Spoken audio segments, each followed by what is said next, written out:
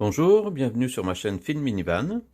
Donc le thème d'aujourd'hui, c'est le ventilateur. Comme vous voyez à l'écran, on va se poser 3 questions. À quoi il ressemble, à quoi il sert et les erreurs qu'il peut nous renvoyer.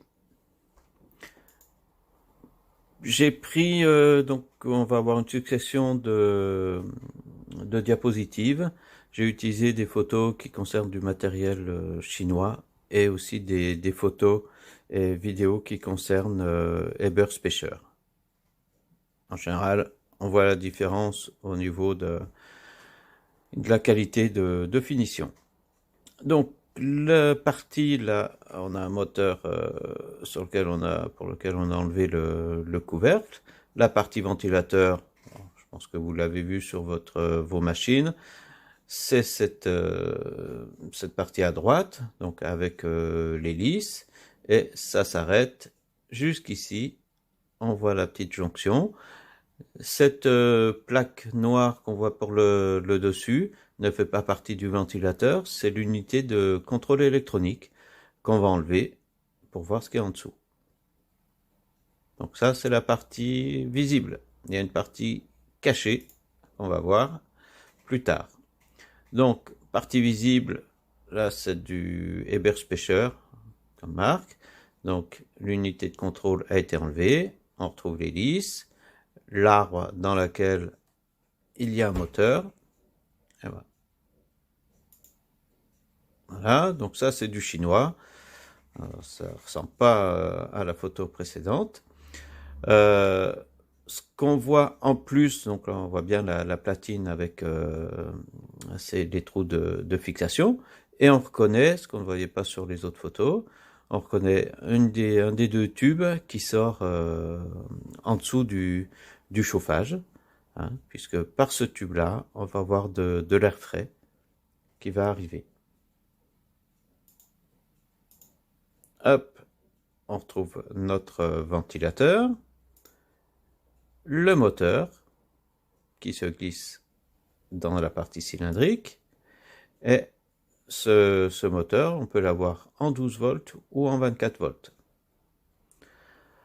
Ce que vous pouvez remarquer sur le moteur, c'est qu'en général, sur un moteur, on aura un seul arbre avec une hélice, quelque chose qui tourne au bout. Celui-ci, on a un arbre double, ce qui veut dire que bon, là, vous avez l'hélice noire visible, et en dessous, on a une hélice qui est cachée, à moins de démonter, d'ouvrir le moteur, ce qu'il faut faire parfois. Donc ici, on voit justement la partie cachée avec une hélice de cette forme-là. Et cette hélice va, bon, on va voir tout à l'heure à quoi elle va servir. Je vous ai mis la publicité, donc si on devait racheter cette pièce hein, sur le site AliExpress. Donc pensez bien encore une fois à cocher 12 volts ou 24 volts. On voit que bon, si on rajoute les frais d'expédition, bah, ça une pièce, un équipement qui coûte une vingtaine d'euros. Donc au moins c'est vrai qu'on n'hésite pas à faire les réparations soi-même à ce prix-là.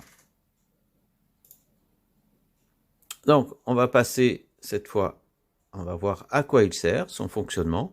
Pour ça, j'ai récupéré une vidéo d'animation d'Eberspacher, une vidéo que j'ai déjà utilisée sur soit la vidéo précédente ou voilà récemment. Donc on va voir ça en détail.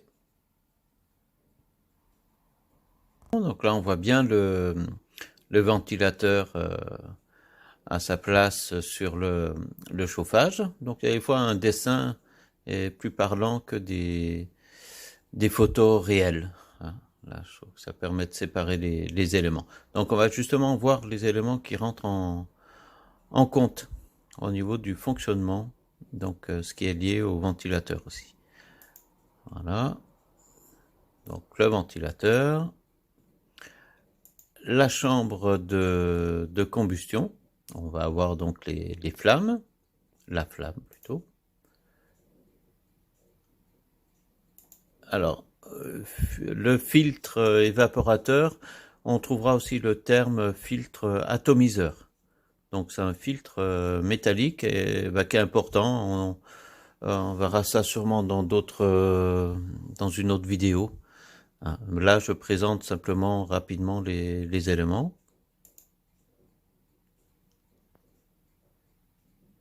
Et on a la bougie de préchauffage, donc qui sera en contact avec ce filtre et qui va chauffer, donc en chauffant, qui va chauffer le filtre lui-même. Voilà.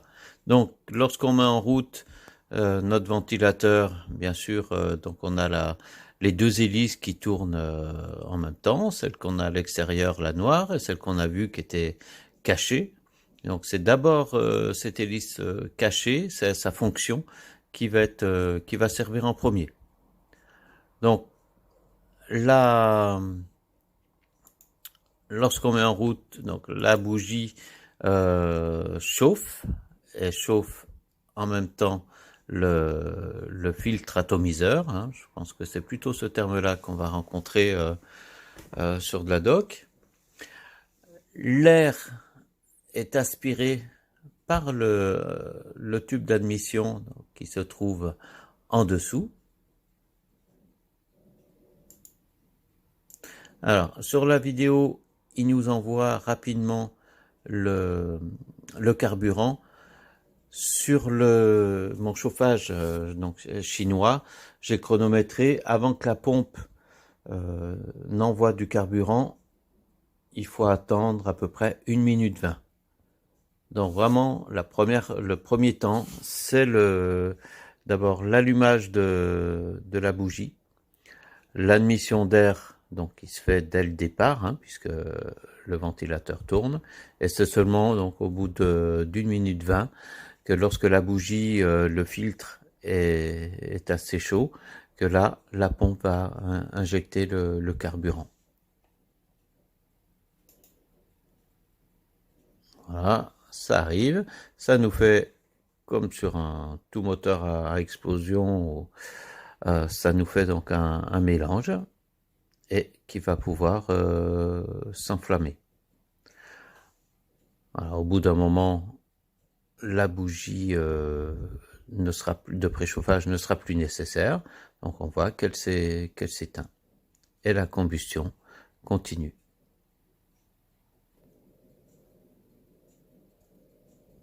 Donc la combustion qui se fait à l'intérieur va réchauffer tout le bloc échangeur. Et cette fois, on va voir l'utilité de l'hélice noire, l'hélice extérieure, qui elle va prendre donc l'air de l'habitacle, va l'envoyer au travers de toutes ces lamelles pour que cet air se réchauffe et sorte par les sorties qu'on a installées. Voilà. Donc, hop, un petit résumé, l'hélice intérieure pour l'admission d'oxygène, pour la combustion, et l'hélice extérieure qui, elle, va réchauffer l'air de l'habitacle et le renvoyer encore plus chaud, de plus en plus chaud, si on veut. Nous passons maintenant au troisième point de ce sujet. C'est le code erreur E06 et les petits problèmes qu'on peut avoir avec le ventilateur. Donc, sur cette doc, on voit qu'il nous indique l'erreur, que c'est une défaillance moteur, et la méthode de traitement, vérifier la polarité de l'aimant ou des aimants, ou la position du capteur Holzer. On va voir où se situent ces différents éléments. Là, j'ai rajouté de vérifier, quelle que soit l'erreur, c'est bien aussi quand vous recevez le matériel, ce chauffage, de vérifier, de passer en revue les paramètres qui sont protégés par code PIN, dont le paramètre SN qui, pour moi, concerne le ventilateur. Sur mon moteur, mon chauffage, il est à 1. Bon, Voilà, vous allez voir. Un problème qui semble récurrent sur ce matériel chinois, ça doit être fabriqué toujours par les mêmes, une seule usine, c'est incroyable. Le nombre de fois qu'il est mentionné qu'il y a un bruit d'hélice. Ça, on va voir aussi lorsque je vais vous montrer mon propre chauffage. Je vais l'ouvrir, donc vérifier si l'hélice frotte ou si elle est bloquée. Voilà, donc je vous mets une explication. On verra aussi ce que c'est l'unité de contrôle qui va détecter donc une différence entre la vitesse de rotation qu'il demande et la vitesse constatée. Voilà. Vérifier la position du capteur Holzer, on va voir où il se trouve.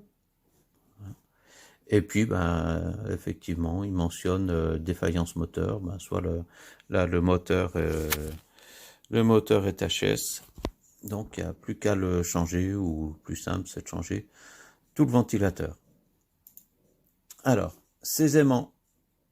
Donc, je ne sais pas, au moment où toutes les diapos que je vais vous présenter, en fait, je ne sais pas comment c'est pour mon moteur. Je vais le découvrir en même temps que je filmerai. Alors, on voit que sur ce ventilateur, on a les deux aimants qui sont voilà, à l'opposé. Voilà. Je pose la question, bon, est-ce qu'ils peuvent se déboîter? Moi, j'ai encore pas eu de témoignage sur cet éventuel problème.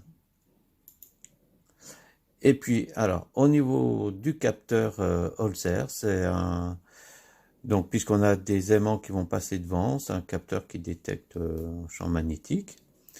Voilà. Donc, j'ai trouvé deux exemples de cartes d'unités de contrôle. Ici, on voit que c'est cette toute petite pièce électronique. Et là, pour moi, je pense que cette pièce-là va être logée dans cette protection qui fait partie du couvercle. Donc il y a moins de risques. Alors sur celui-ci, j'avais vu un témoignage, le risque qu'il peut y avoir, c'est lorsqu'on démonte, qu'on remonte ou à la fabrication, qu'ils aient forcé. On a simplement des toutes petites pattes, donc si à peine on le pousse, il va plier. Donc s'il est plié, s'il n'est pas tout à fait en face, il ne va pas détecter correctement peut-être les aimants. Pour ce modèle-là, il y a moins de risques. Il y aurait que au montage, si le capteur avait été basculé à l'arrière. Voilà. Donc normalement, ici, on est quand même, c'est une sécurité en plus. Bien, après avoir vu des photos uniquement, on va passer sur mon chauffage. Donc j'ai enlevé le couvercle. Alors, hop, donc la partie ventilateur commence, voilà, à être fixée au niveau du joint vert que l'on voit ici. Voilà, de là jusque là, on a les vis de fixation. Alors je ne vais pas le démonter parce que je ne vais pas m'embêter pour le moment. J'attendrai d'avoir soit une panne ou l'entretien que je pense faire peut-être une fois par an, donc plutôt en été. Donc, pour le moment, on va se contenter de le laisser en place et d'enlever donc uniquement l'unité de contrôle ici pour voir un peu plus loin. Alors, ce qu'on peut déjà voir sur l'hélice, vous voyez, on a alors, je sais pas si c'est pour l'équilibrage, je pense, comme ce qu'on peut mettre sur des jantes de pneus. Malgré ça, je sais pas si vous le voyez, mais ça tourne pas rond. Pas étonnant qu'on ait régulièrement sur ces chauffages chinois cette hélice qui frotte et qu'il faut repousser. Hop, souvent là on fait levier de chaque côté pour la repousser parce qu'elle va le plus souvent elle va frotter à cet endroit-là. On le verra mieux quand j'aurai enlevé l'unité de contrôle. Donc, j'ai enlevé la vis de fixation ici. Donc pour ôter L'unité de contrôle, alors je pense que le plus simple, ce n'est pas de... Donc on voit qu'on a des pattes qu'il faudrait, ça donne l'impression qu'il faut les resserrer, elles sont élastiques pour déclipper, mais c'est assez dur, et surtout là, si le moteur était sorti, peut-être que ce serait assez simple. Mais ici, donc autant prendre le boîtier, je soulève vers l'arrière, et je le fais glisser, comme ça, vers l'arrière. Ensuite, je débroche ici, et voilà.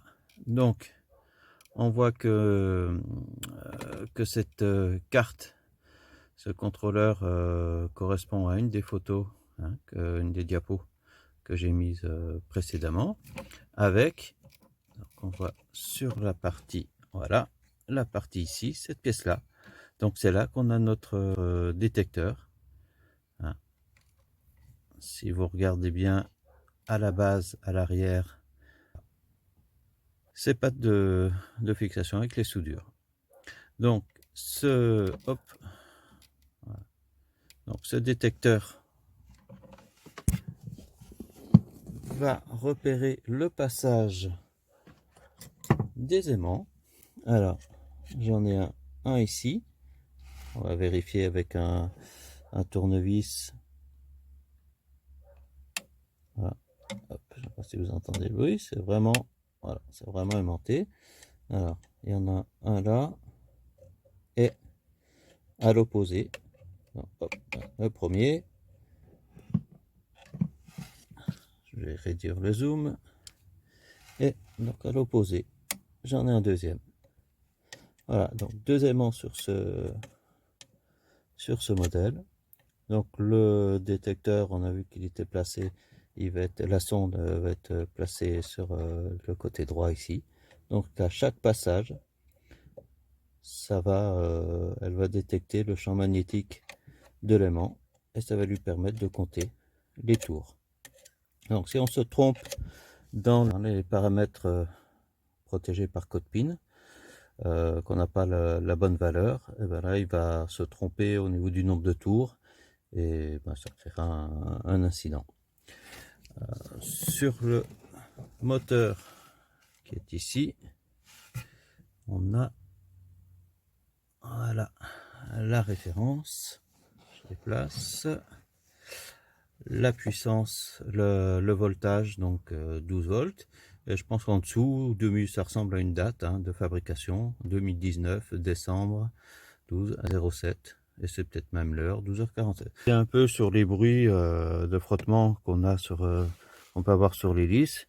Donc, on voit bien avec le module qui est enlevé, les seuls endroits, pratiquement les frottements le plus souvent, et ben ça va être l'hélice sur ces pattes-là, ou au contraire, puisque la plaque,